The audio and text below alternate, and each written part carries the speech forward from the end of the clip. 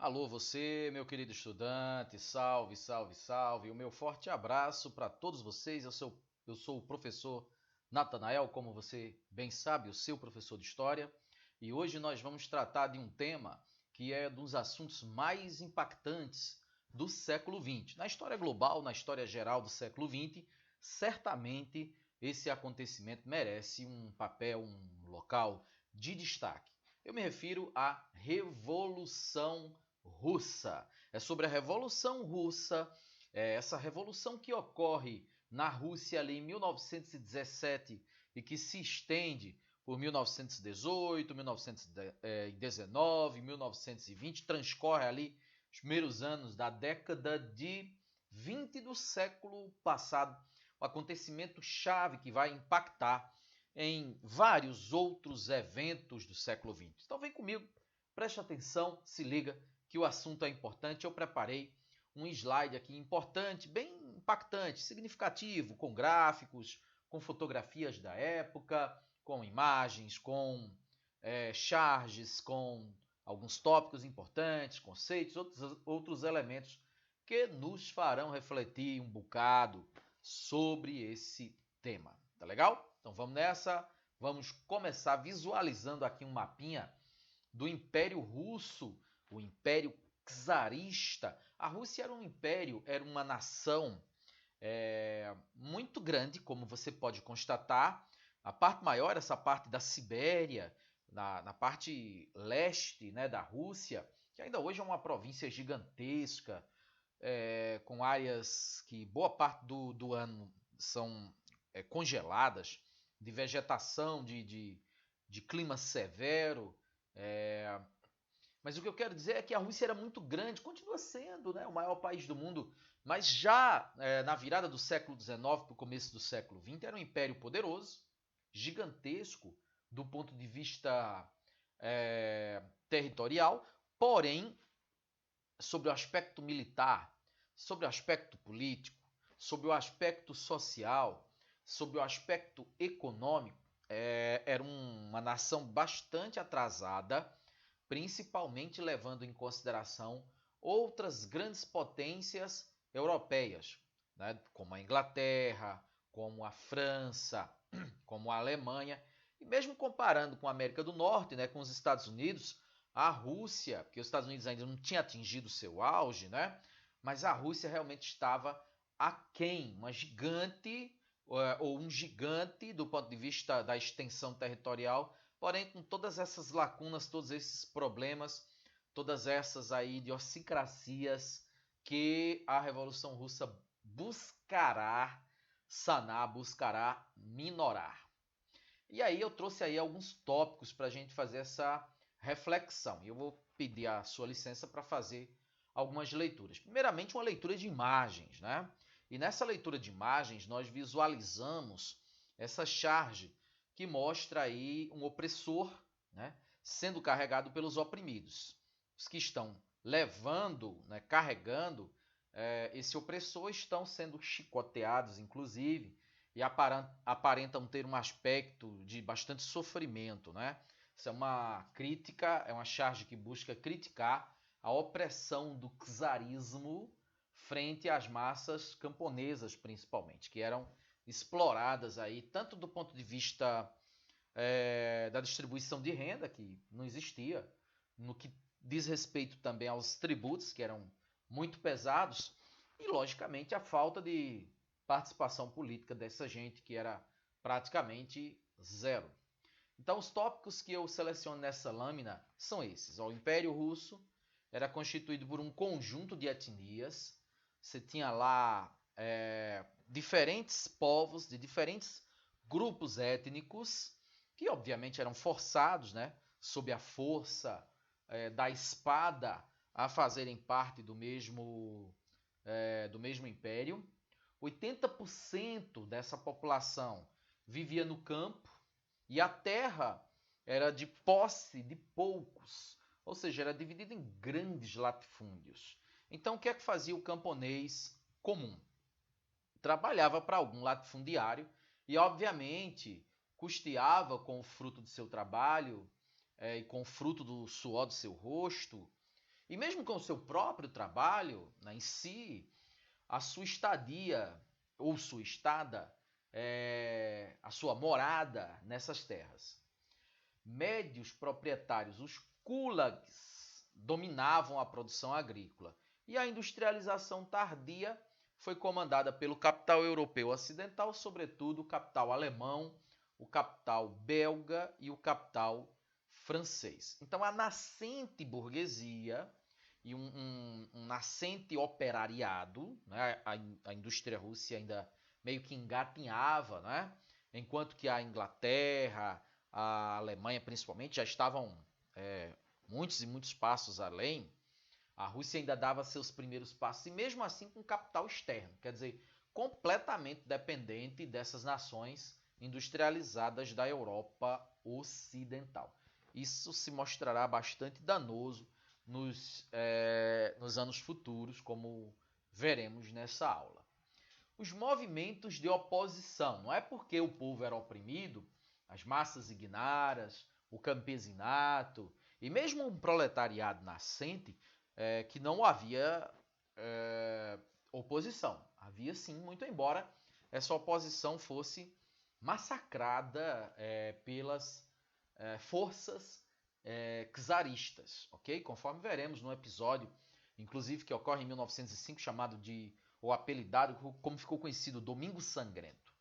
Então tá aqui os movimentos de oposição. Olha, o Partido Operário, o POSDR, o Partido Operário Social Democrata Russo, foi fundado ali em 1898 e que foi dividido em 1903 em dois segmentos, os mencheviques e os bolcheviques. Aliás, é exatamente essa divisão que ficará responsável aí pelo início da Revolução. De início, os mencheviques, e posteriormente a Revolução fica sob controle ou sob liderança, né, dos bolcheviques. Os mencheviques, como você vê nessa lâmina, era a minoria. A Revolução Liberal Burguesa, eles pregavam, né, aos moldes do que aconteceu na França no final do século XVIII, pondo fim ao absolutismo, ao controle total do rei, colocando aí na frente do poder político a burguesia liberal.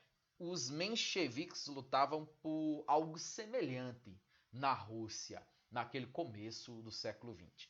Já os bolcheviques, a maioria, eram compostos principalmente por operários, ou seja, essa classe proletariada das nascentes indústrias russas, bem como a participação aí também do campesinato.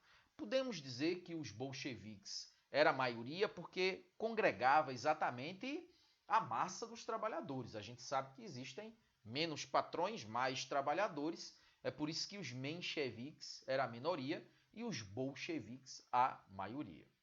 Então, está aqui o quadro, não é, político da oposição que se fazia presente na Rússia naquele começo do século XX.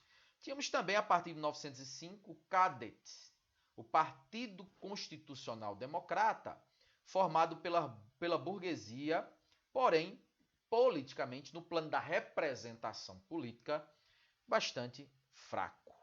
Não financeiramente, mas da representação política.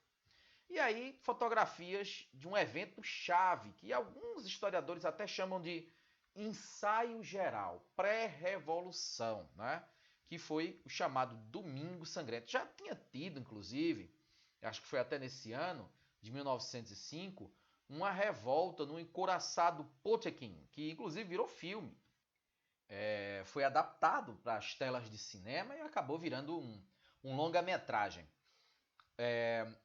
Isso foi basicamente uma revolta de marinheiros contra a opressão dos seus superiores hierárquicos, o que poderia ser transposto para um plano mais macro, simbolizando exatamente essa insatisfação do povo em geral, do campesinato, dos trabalhadores fabris, citadinos, com o governo do czar Nicolau II. Mas especificamente sobre esse episódio, chamado de Domingo Sangrento, ele ocorre exatamente por conta de uma de uma tentativa, né, de manifestação, de greve, de revolta, que setores dessa nascente camada, né, mais organizada dos trabalhadores estava ali se insurgindo, estava ali querendo se organizar para se manifestar contra o czar Nicolau II. Vale lembrar, eu esqueci de dizer isso, é importante, que o czar, né, o título que se dava ao imperador russo naquele momento, ele era um monarca absolutista na prática, né? Ele concentrava sobre si os poderes legislativo, judiciário e executivo. Ocorre que, ao invés de receber comissões desses revoltosos, desses trabalhadores insurgentes, né, insatisfeitos, para negociar, para conversar, para tentar ali chegar a um denominador comum, o czar dá ordem às autoridades, à polícia, né, ao seu braço armado, para dispersar os trabalhadores. E dispersar os manifestantes significa exatamente descer o porrete, né? Gerando um descontentamento ainda maior das massas trabalhadoras. Nessa lâmina, nós enxergamos inclusive uma fotografia de Lenin. Lenin havia se exilado, não é? Para a Europa Ocidental, exatamente por conta de seu histórico de atuação em movimentos grevistas, em tentativas de revoltas dos trabalhadores. O nome dele era Vladimir Ilyich Ulyanov. E ele vai retornar em 1917, quando os acontecimentos em fevereiro daquele ano se precipitam, vão de início colocar o czar ali numa espécie de uma prisão domiciliar e posteriormente, né, destroná-lo, e aí o Lenin volta para organizar os bolcheviques numa contraofensiva para combater os mencheviques que iniciaram o processo revolucionário. A gente diz, inclusive, que foi uma revolução dentro da revolução, porque começa com os mencheviques e posteriormente há um golpe onde os bolcheviques tomam o poder, principalmente a partir de outubro de 1917. Bom, mas antes, 1904, 1905, a Rússia inclusive tinha perdido vergonhosamente uma guerra para o Japão. O Japão é um país pequeno do ponto de vista territorial, mas muito bem organizado, que já tinha partido para uma corrida imperialista naquele começo do século XX, né? Derrotando a Rússia gigante do ponto de vista territorial, o que se tornou assim motivo de quase que um atestado de incompetência do czar Nicolau II em chefiar as forças armadas russas, né? Apanhar para o Japão, que era, repito, um país pequeno, se tornou algo de bastante, vou colocar a palavra vergonha, né? Do ponto de vista militar, para o Nicolau II naquele momento. E aí os episódios do Domingo Sangrento, como eu disse, 200 mil trabalhadores em frente ao palácio, buscando que pelo menos uma comissão fosse recebida pelo Nicolau. Nada de receber, dialogar com os manifestantes. A polícia vai dispersar esses trabalhadores, ocorre embate, ocorre mortes, né? Mais de 1000 mortes naquele domingo de 1905, ocasionando esse episódio, né, conhecido na história como Domingo Sangrento. Porém, o czar, que não era besta, né, era meio incompetente, mas não era também maluco. Então ele percebe que realmente bater de frente com essa camada insurgente, muito numerosa, não era uma opção muito inteligente, né? Então ele vai exatamente fazer um movimento de recuo, muito embora ele não tivesse intenção alguma de ceder e de atender à pauta dos revoltosos. Mas naquele momento ele faz um recuo, ele cria a Duma. A Duma era o parlamento, dando autonomia supostamente, né, para que esse parlamento fosse composto ali por representantes das diferentes camadas sociais. Só que na prática era tudo um jogo. Exatamente porque a última palavra, a Duma não iria decidir nada. Esse parlamento se tornaria realmente inoperante na medida em que a palavra final continuava com o czar Nicolau II. Então, na prática, não mudou nada. Nicolau II continuava dando as cartas, né, dizendo, por assim dizer, na política russa. Eu falava alguns minutos atrás sobre a revolta do encouraçado Potemkin, né? E aqui duas frases dos dois maiores líderes daquele início do processo revolucionário na Rússia, o Lenin e o Trotsky. Lenin disse: quando a terra pertencer aos camponeses e as fábricas aos operários e o poder aos soviéticos, que eram uma espécie de sindicatos, né, dos trabalhadores, podemos dizer assim, aí teremos a certeza de possuir alguma coisa pela qual lutar, e por ela lutaremos. Trotsky dizia: os homens não têm muito respeito pelos outros, porque têm pouco até por si próprios, dada a condição de exploração, a condição de expoliação, a condição de massa de manobra que o povo russo vivia naqueles idos, né? Nem amor próprio, segundo Trotsky, eles nutriam, né? Nem amor por si mesmo o povo conseguia nutrir, segundo Trotsky. É uma situação de completa decadência e abandono. Aqui a gente tem algumas fotografias e imagens, gravuras representando aquele domingo de 1905, né, o Domingo Sangrento, episódio em que morre aproximadamente 1000 manifestantes em confronto com a polícia czarista, que foi inclusive um episódio que desgastou bastante o czar, né? Tanto é verdade que ele acaba recuando, criando a Duma, dando aquela impressão de que vai compartilhar o poder, vai dar mais autonomia para o parlamento, mas era conversa fiada, conforme expliquei para vocês. Um personagem também curioso dentro de toda a lógica desses acontecimentos foi o místico Rasputin. Esse cara era uma espécie de um beato popular, um curandeiro. O Alexander, que era um filho do Nicolau II, né, um príncipe, então, ele era hemofílico, ele tinha problemas renais. O Rasputin, com suas magias, suas poções, suas rezas, não é? Acabava por gerar um certo alívio físico para a saúde frágil do jovem príncipe. Então ele tinha grande aceitação, grande influência dentro da corte czarista. Acabou depois o Rasputin sendo também assassinado, né, gerando ali inveja e uma série de outras inimizades dentro da corte, exatamente pela influência que ele tinha junto à família real, coisa que outros nobres de famílias ali muito importantes não usufruía. Acabou ganhando muitos inimigos o Rasputin e sendo posteriormente também assassinado. Bom, a Rússia entrou na Primeira Guerra Mundial, que eclode ali em 1914, ela entrou logo de primeira, foi das primeiras nações que declararam guerra, né, à Alemanha, que declararam guerra ao Império Austro-Húngaro.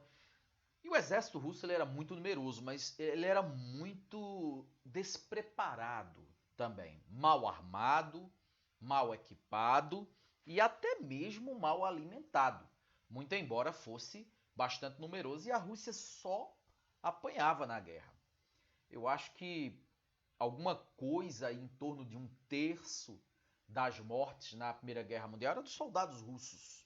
Tamanho era o despreparo que essas tropas tinham, né, em termos também de equipamento, de táticas militares atrasadas.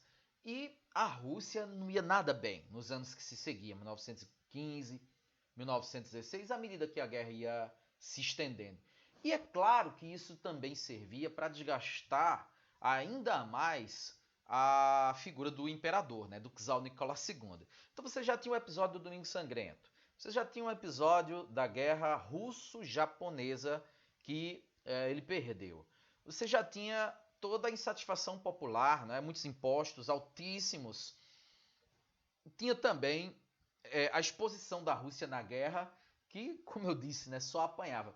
Todos esses elementos eles vão se somando, né, vão se juntando, agregando e formando esse clima hostil que o imperador Nicolau II vai enfrentar ali em 1917, perdendo paulatinamente o apoio de todo mundo, das tropas, da burguesia e assim por diante, do povo, né, das massas campesinas, Chegou um momento, inclusive, que o Nicolau II chegou a ele próprio liderar as tropas russas na guerra, o que não era um feito mais usual, não é? Isso era na época de Napoleão, no século XIX, quando os imperadores, eles próprios, muitas vezes, chefiavam o exército nas guerras em pessoa. Já no século XX isso não acontecia, né? Os reis, o presidente, os líderes políticos estavam encastelados ou aquartelados, né? Protegidos. E as tropas com seus comandantes é que vão para a guerra. O Nicolau chegou a esse grau de desespero para conseguir apoio, para se mostrar ali acessível, para se mostrar uma figura carismática e envolvida com os rumos do seu país. Chegou a esse nível, né, de ir ele próprio para a guerra. Não surtiu efeito algum, a Rússia continuou perdendo. Ou seja, a situação não era nada boa para o czar naquele ano, naquela virada de 1916 para 1917, dado esse conjunto de situações que eu acabei de narrar aqui para vocês. Então tá aqui os pontos. O czar perde o controle sobre o país, a burocracia dispendiosa e inoperante gerava descontentamento, né? O misticismo, né? O crédito que ele dava às coisas que o Rasputin falava, também gerando com seus ministros, para os seus conselheiros, para os parlamentares e mesmo para a cúpula da Igreja Ortodoxa, grande descontentamento por ele ouvir no plano espiritual somente o Rasputin, né? A crise econômica, a guerra gerava inflação, que gerava falta de mão de obra nas fábricas, que gerava desabastecimento, que gerava aumento do custo de vida. É tudo uma bola de neve entrelaçada que vai ocasionar uma crise financeira bastante grave, né? Mais de 5 milhões de mortos, guerra, fome, doenças. E em fevereiro ele não resistiu aos péssimos índices, às péssimas performances aí em todos os planos possíveis e imagináveis em que a Rússia se apresentava e acabou tombando frente a esse processo revolucionário, no início liderado pelos chamados mencheviques, como eu acabei de destacar para vocês. Vamos ver aqui na sequência o que é que vai acontecer, os desdobramentos, né?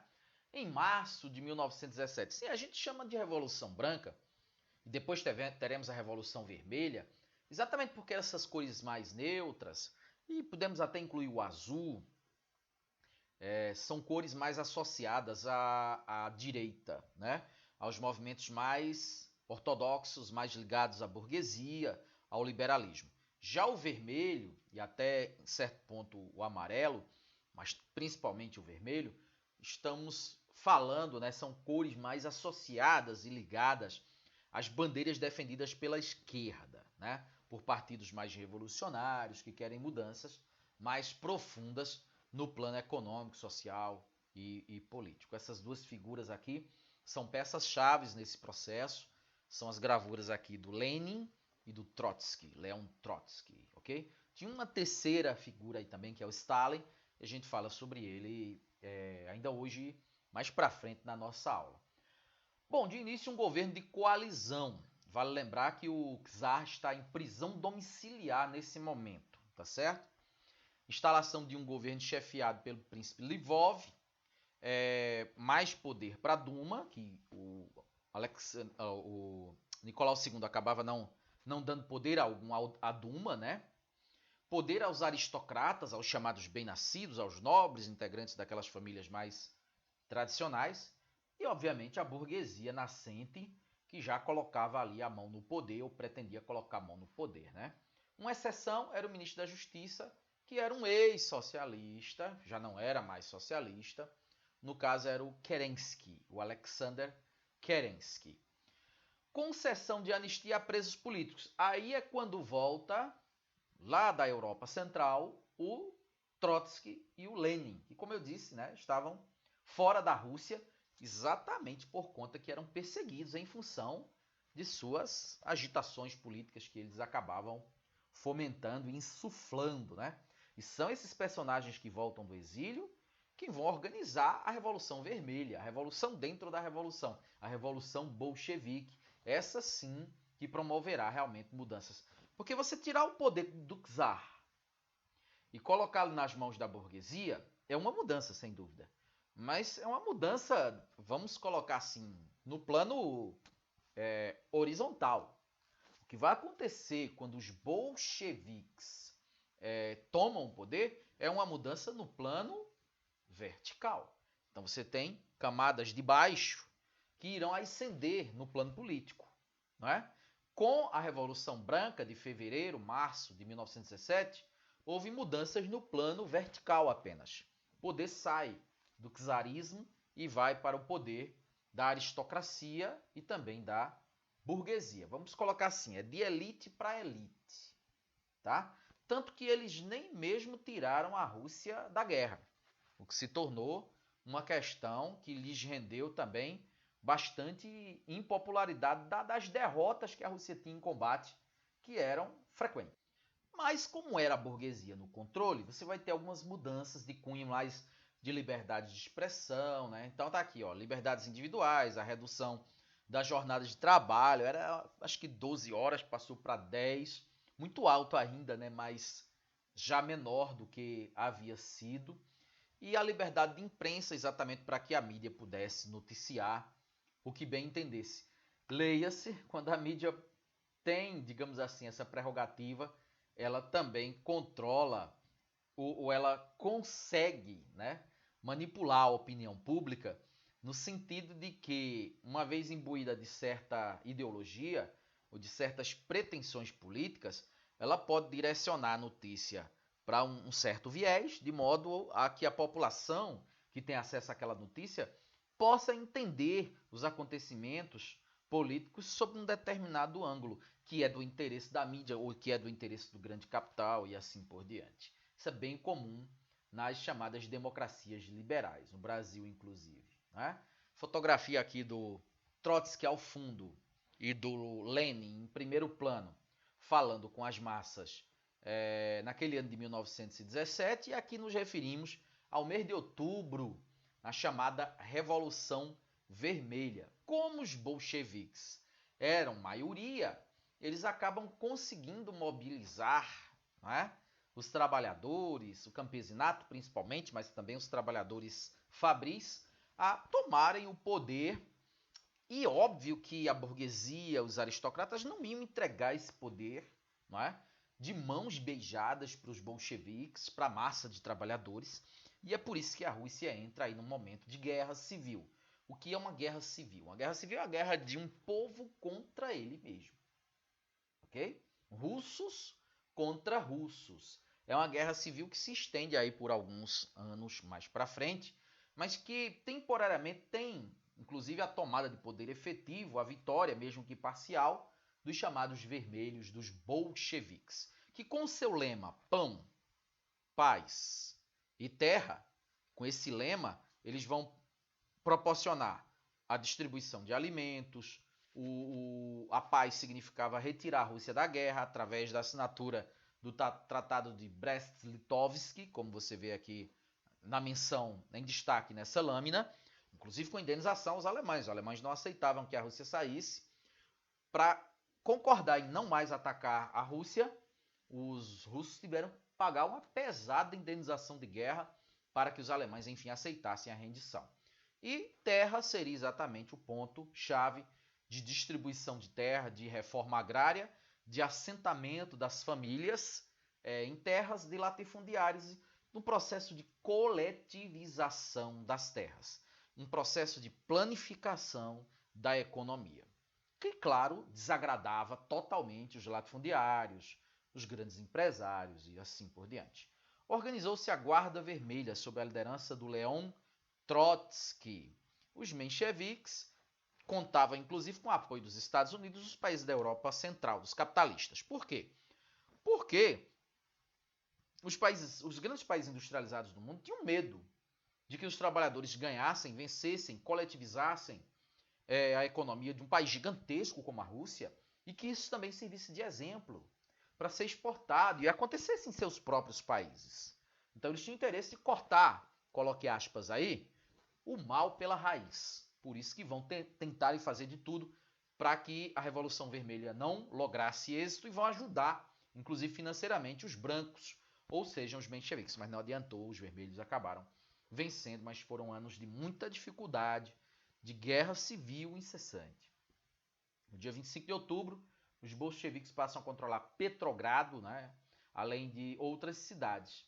Era a capital da época. O Kerensky fugiu, o Congresso dos Sovietes reuniu e elegeu um novo governo, integrado aí principalmente pela tríade Lenin, Trotsky e Joseph Stalin. Ok? Vamos lá. Que medidas esse governo toma de imediato? Bom, a gente já viu a assinatura do Tratado de Brest-Litovsk, ou seja, a retirada da Rússia da guerra. Isso era um passo-chave, né? A Rússia só apanhava. Mas aí medidas que vão descontentar o grande capital. Os grandes empresários e os grandes latifundiários. O que era isso? O confisco da terra, da propriedade, das grandes propriedades, dos grandes latifúndios. E também das empresas, como geral, tudo foi nacionalizado. Você não pertence mais à pessoa privada, à pessoa física. Isso é do governo, do Estado. E aí, fazendas coletivas, com a produção também, uma parte sendo repartida entre os camponeses, uma parte também se revertendo ao Estado. Foi toda uma organização diferente, né? Política, administrativa, né? Geracional, também dos recursos, dos meios de produção de riqueza, que vai ser organizado na Rússia a partir daquele outubro em diante, de 1917. Como eu disse, se sobrevém uma guerra civil, que dura ali até 1920, conforme já havia também antecipado para vocês. E aí as etapas da implantação do socialismo na Rússia, ó, estatização de todos os meios de produção de riqueza, canalização dos recursos, tanto agrários quanto industriais, para o sustento da guerra, a guerra contra os brancos, né? A guerra civil, porque a Primeira Guerra Mundial, a Rússia já tinha saído. O problema agora era vencer a burguesia que não se dobrava e que com ajuda externa, já vimos de alguns países, né, estava realmente endurecendo o sistema, não permitindo que aquelas mudanças viessem a ser efetivadas de forma geral e restrita. Passado esse momento de guerra, o Lenin organiza a NEP, a Nova Política Econômica, onde ele dizia inclusive o seguinte: eu vou dar 2 passos atrás, eu vou dar um passo atrás para depois dar 2 passos na frente. Repito, a NEP consistia, segundo o próprio Lenin, em recuar, em dar um passo atrás, para depois, segundo o próprio Lenin, poder dar 2 passos para frente. Quer dizer, ele vai dizer o seguinte: a economia está arrasada, né? Está tudo destruído, anos de guerra, da Primeira Guerra Mundial, depois uma guerra civil, e agora a gente vai permitir a implantação, a subsistência, a atuação do capital estrangeiro, do capital privado, temporariamente. Não é? Quando nos organizarmos, quando nos soerguermos, quando reconstruirmos minimamente esse país, nós vamos realmente estatizar.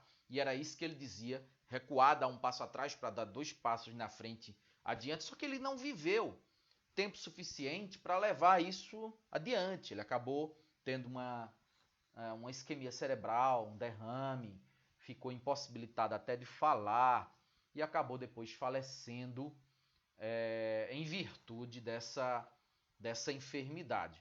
E quem ficou responsável por tocar adiante aí esse processo, o poder ele estava nas mãos aí do Trotsky e do Stalin. Só que havia uma rivalidade entre os dois, acentuada depois da morte do Lenin.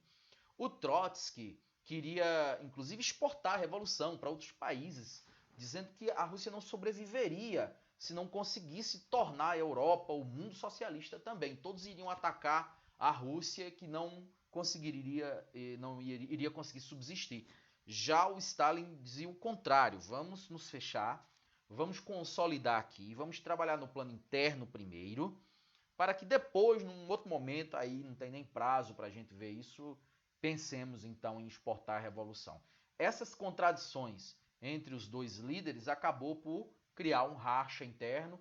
O Stalin acabou indo embora, foi para o México, e lá, inclusive, foi assassinado nos anos 30 a mando do Stalin, né, que se tornou um ditador assim, de forma bastante elevou a Rússia a uma categoria de potência mundial.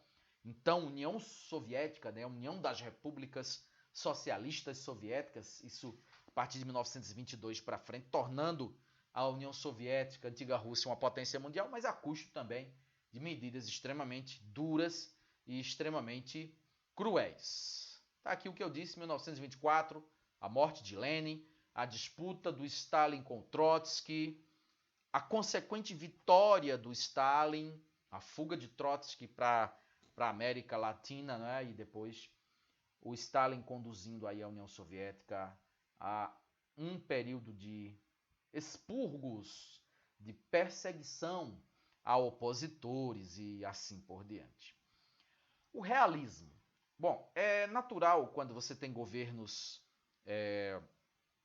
ditatoriais que esses governos eles controlem a educação, eles controlem as artes, a cultura como um todo, porque são meios de transmissão de conhecimento, de formação de opinião, de construção de cidadania. Então é importante que você controle isso. Vai acontecer na China, vai acontecer até nos Estados Unidos mesmo em determinadas medidas, não é?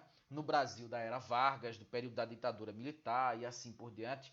E com Stalin, obviamente, não foi diferente, né? Aqui nesses cartazes você vê a exaltação ao trabalho, a obediência, a dedicação à labuta diária, né? A sua profissão como meio de crescimento e assim. É uma forma de doutrinação. E agora eu termino exatamente com uma espécie de glossário, né? Uma espécie de dicionário da Revolução Russa, para a gente ver aqui o significado de alguns termos que são bem peculiares desse momento. Deixa eu mostrar para vocês essa parte dos planos quinquenais, inclusive a gente vai estudar depois num outro tema. Os kulaks, grupo muito reduzido, ou seja, a elite rural na Rússia pré-revolucionária, espécie de latifundiários, né? A Duma, o parlamento russo, foi criado depois do Domingo Sangrento. A Guarda Vermelha foi a milícia organizada por Trotsky na época da Guerra Civil. Os sovietes, Assembleia de Soldados, Marinheiros, Trabalhadores, espécie de sindicatos de trabalhadores. A Gosplan, a Comissão do Conselho do Trabalho e da Defesa, órgão encarregado dos estudos da implantação que elaborou durante o período da NEP, da nova política econômica, né? Posta em prática a partir de 1928, mas já depois da morte de Lenin, já com Stalin no poder. Sovkhozes, fazendas estatais, em que o camponês torna-se um assalariado do governo, não de um fazendeiro, não de um latifundiário, e sim ele trabalha para o Estado, porque as terras passam a ser do Estado, né? Kolkhozes, cooperativas de produção, onde os camponeses receberiam pequena parcela da terra que ele poderia então explorar para si. E o socialismo real, modelo stalinista, baseado na planificação da economia e na ultracentralização do poder sobre sua pessoa, e que durou até a morte do Stalin, até 1954, né, quando o próprio Stalin falece. Valeu, pessoal, era isso que eu tinha para explicar hoje. Espero que vocês tenham gostado. Vamos ler, vamos fazer leituras para aprofundar os nossos conhecimentos nesse assunto. Tchau.